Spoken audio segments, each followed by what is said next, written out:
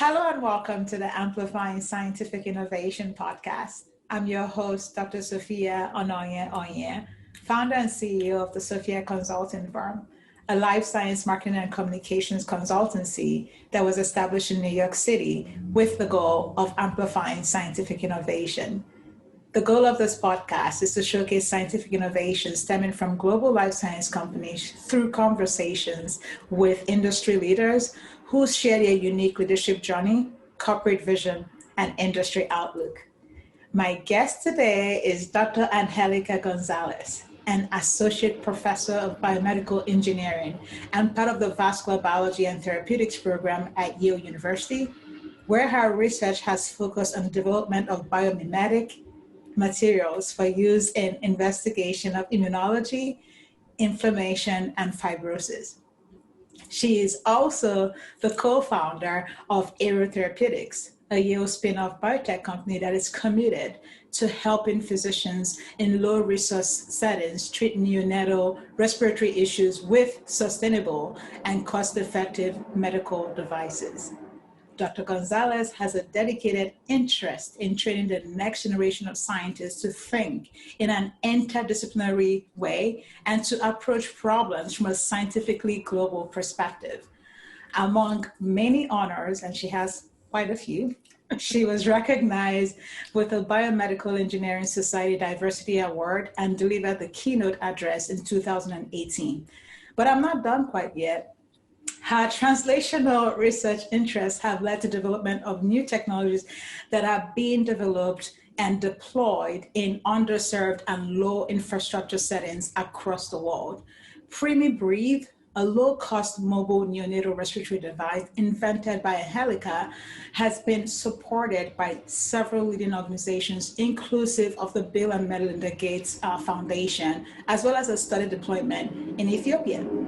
I was connected to Anjelica through Jamison Langus, CEO of Aero Therapeutics, and I'm absolutely delighted to speak with a fellow woman in STEM today. Welcome to the show, Anjelica. Thank you so much for having me. It's quite an honor to be here. And you make me sound so much better than I am. It's my pleasure. You've done the work and you should be celebrated because I know how difficult it's been, but you stay focused. And as I mentioned to you, your joy is infectious. It's just so refreshing to speak with you.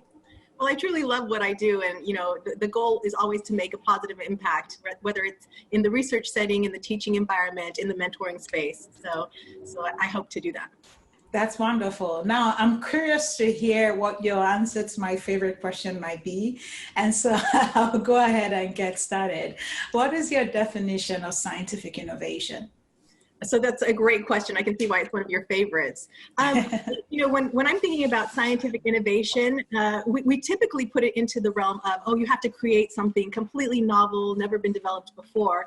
But, through the years, what I've really begun to appreciate is the idea that scientific innovation can be a novel way of applying something that was already created, a novel modification of a device, of a treatment in biotech, a therapy. And so it doesn't have to be something that's a completely new idea, never done before. But as we think about how we're applying technology to the human in various spaces, we can modify that application to make it much more sustainable, much more accessible, and much more effective. And that in itself, to me, is scientific innovation, thinking about how we can make it more impactful, more meaningful to the human. Wonderful. I really like the idea of sustainability and accessibility. I think that those are two things that often get forgotten for some reason when people think about how we innovate.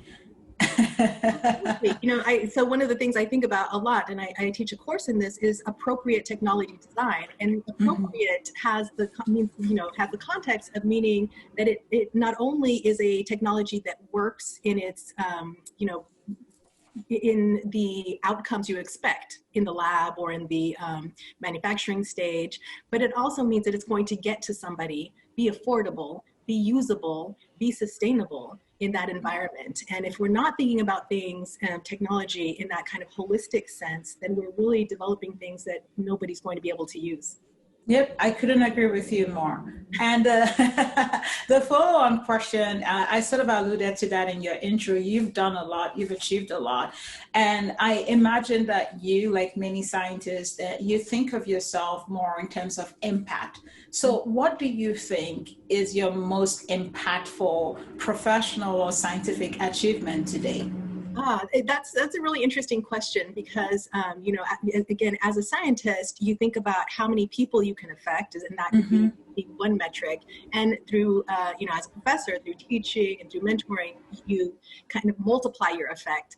But I think for me, in the development of PremiBreathe and also the development of the research in my lab where we create human tissue engineered structures to test human drugs, therapies, the idea that what I have created in the laboratory can go out into the world and either provide clinicians with more information about their patient population and how to treat them, or actually be used to treat that patient population. To me, just knowing that things that were just ideas in my mind could help people have a better, healthier, longer life, that's very meaningful to me.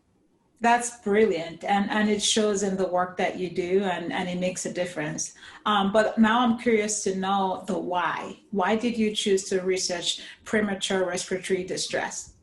Yeah, so a lot of these ideas are what happens at a particular time in your life, and that's why I always encourage people to bring all of them to their work. The fact that I'm a mother, I brought that to my work, and so prior to becoming a mother, I hadn't really, given a lot of consideration to the differences in pediatric healthcare and adult healthcare, and so when I saw, after giving birth, being in the neonatal wards and seeing some of the struggles that parents have when they are taking care of their babies that have any kind of dysfunction.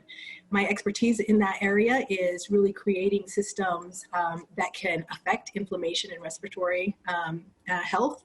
And at the same time, having conversations with physicians who were emergency room physicians in Rwanda and Uganda, and talking to these physicians and seeing, patients, babies, neonates, newborns being born in Ethiopia, Uganda, Rwanda, Malawi, don't have the access to some of the most basic care that we have in the US. Yeah. So I think, the culmination of all of that together, where my mind was in my personal life, where my mind was in the interactions I was having in my professional life, really came together to help me focus my energies on creating something that would potentially save lives of these babies. And, the other part that's to me really important is thinking about how a mother feels, how a mother cares for her baby.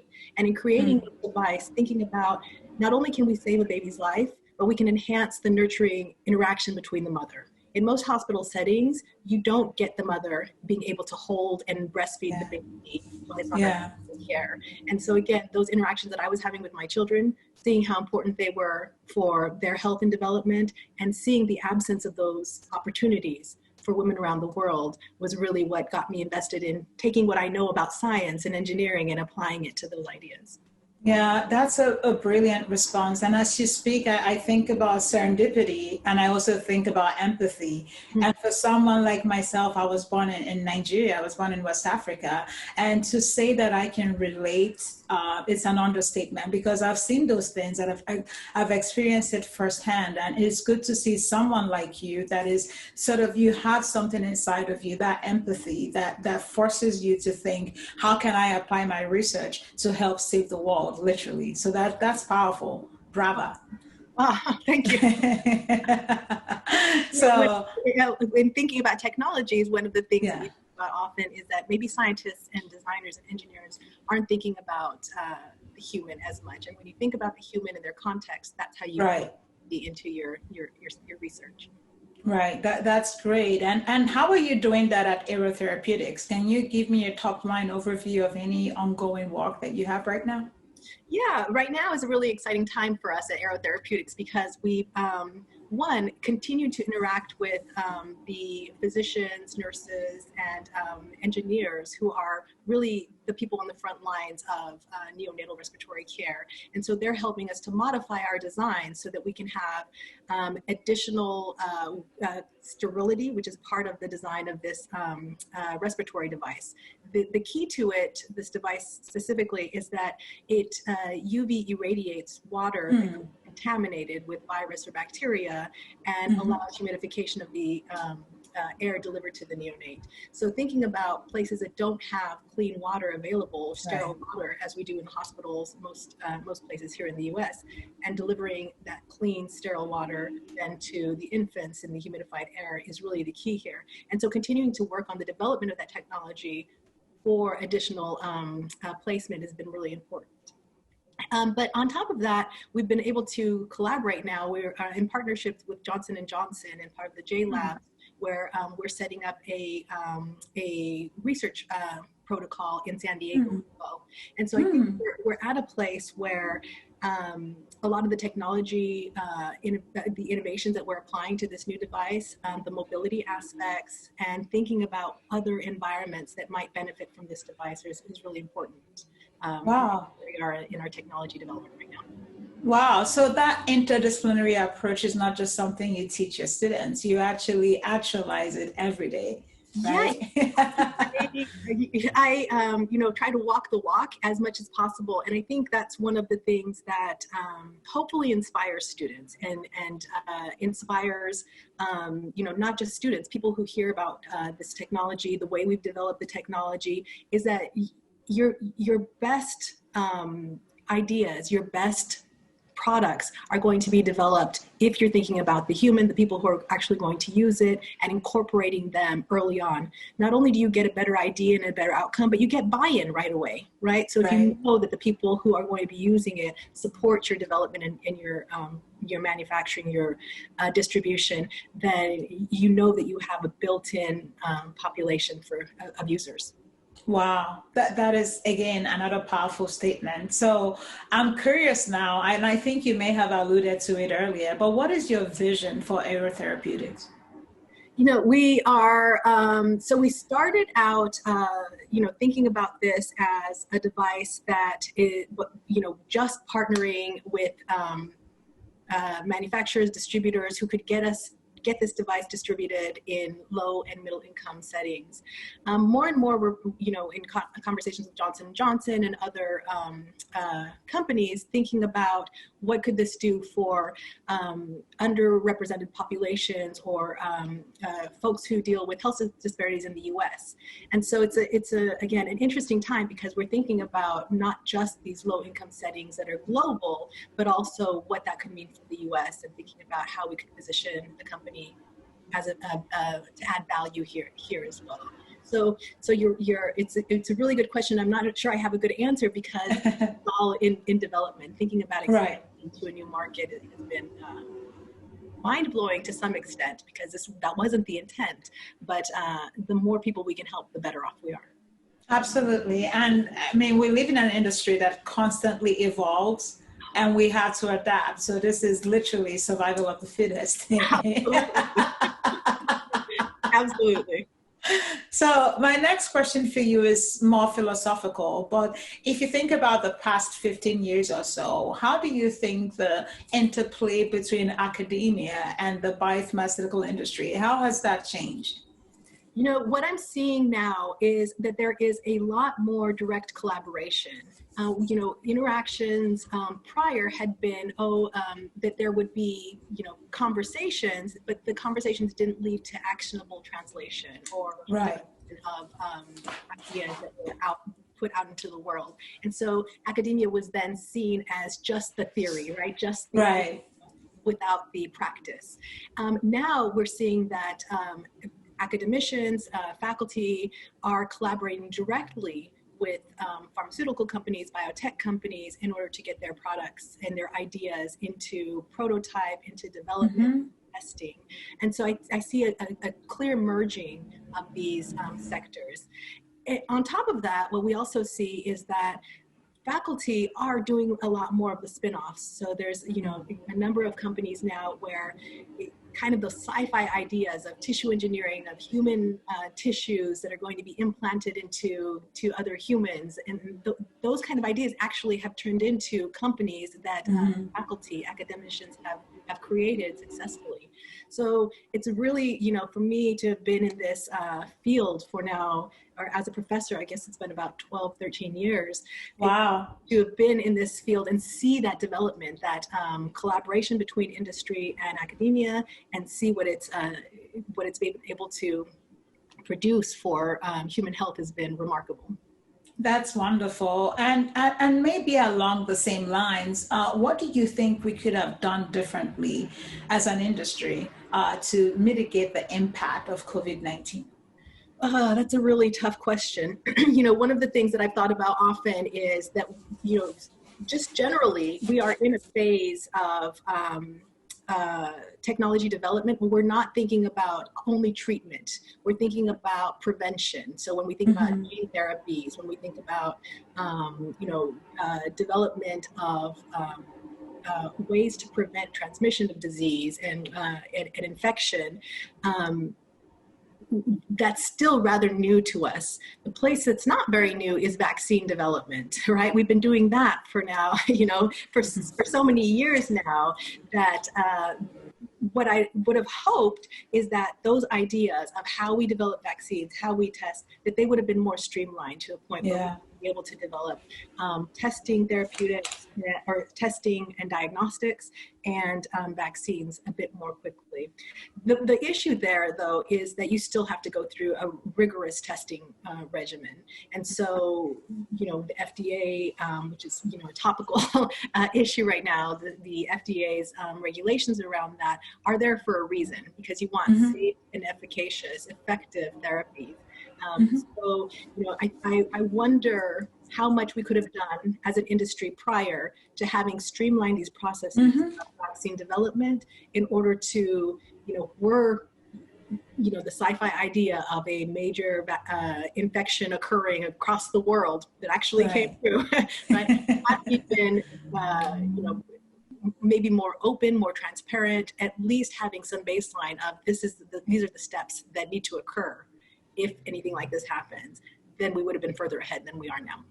Yeah, I couldn't agree with you more. I think that type of thinking, it's ironic that we're thinking that way now, but we should have somehow anticipated these things, you know? I don't know. You know, there's so many, you know, the whole idea that we're traveling around the world all the time with ease.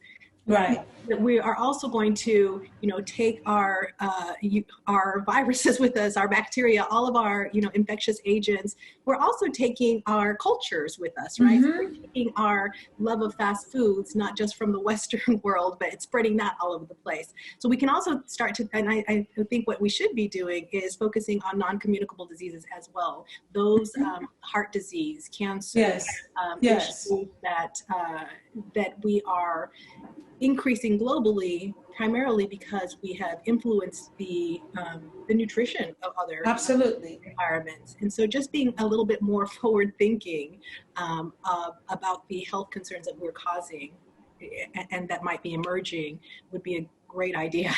Yeah, very well said. And along those lines, is there any technology or company that you're currently excited about, and why? You know, I've been thinking a little bit about this, and there are a lot of Biogen, for example. There are a lot of companies, pharmaceutical companies, that are doing a lot with rare diseases, and that excites me. When I think about orphan diseases, rare diseases, they are those that typically affect underserved populations, and that's why they're considered rare. And so I get really excited about pharmaceutical companies, diagnostics, and even these, like as I said, preventative care measures that are focused on those. I'm also really excited, as I alluded to earlier, about the idea of tissue engineering actually becoming a way to produce an organ structure or a device that can be used to affect the human, because really I think the more natural the devices and products become, the better off they'll be adapted into the human system. And Humacyte is one company that's done that very well with the large vessel for transplant. And I think companies are going to continue to emerge that take advantage of tissue engineering as kind of the leading edge of therapeutic space. Very well said once again. Thinking broadly, what do you think are some key consideration factors that would help to sustain innovation in the life science industry? Oh, so I guess I think about sustainability in a couple of ways, and we kind of talk about this again as appropriate, right? So what is appropriate for the sector that you are going to be engaging in? What is appropriate for the region that you see your market in? And I think that is really going to be key, thinking about the appropriate design of technologies. What that means is that you really have to be and interdisciplinary in your thinking. You have to engage demographers, anthropologists, people that we would have ignored as contributors to ideas in technology development. And you know, we always think about these things as, well, it's just the economists who tell us the business model is appropriate, that the market is there, and then the scientist and engineer who develop it. But there's a whole sector of expertise in the middle that we're missing that says, well, can these people afford it? Do these people want this? A communal or an individualistic society? How are we really integrating these ideas so that they actually get to the end user? So in order to be sustainable and to continue to be innovative, you have to adapt with the market that you're looking at getting into, and you have to understand the people that you're looking to serve. And so I think really focusing a little bit more on a human-centered design, human-centered research is probably, hopefully, where we're heading to create much more innovative and impactful science. Right. And it comes down to a point you made earlier about empathy and how that is such an important element. So thank you for coming full circle with that. It's really great. So my final question is very simple. I want to open the floor to any commentary or thoughts, anything that you may have missed that you want to highlight. The floor is yours. Oh, thank you. No, I think you covered quite a bit. And what I hope to impart is, an enthusiasm and kind of an open door policy around science and engineering and the STEM fields, because as you know very well, from the outside looking in, it can look very elitist. It could look very exclusionary. But the best ideas are going to only come from a diverse population, people who come in with different backgrounds, different ideas, different experiences. And that's going to be the thing that keeps us moving forward in novel ideas of science, innovative research products. So we need to recruit more. We need to make sure that science becomes cool. We have to talk about science, right? What does it take to make science and engineering and technology something that young Black women want to get into, that young, Latino men want to get into, that transgendered people want to get into, because those experiences matter in what we end up developing as scientists. So I love what you just said, right? So the best ideas can only come from a diverse population. And I obviously couldn't agree with you more. Part of the reason why I created this platform was because I felt that it was important for people to be more close to science, to feel like it's accessible. To your point earlier, science is cool. We're not just a bunch of nerds like hiding in the background. We are here to engage and we are here to educate. And I am so grateful that we've had this moment together. So thank you very much. Thank you. I've really enjoyed this. No, this is great. So I look forward to staying in touch, and hopefully we'll bring you back to the show in a future episode. But this has been absolutely fascinating with the amazing Dr. Anjelica Gonzalez.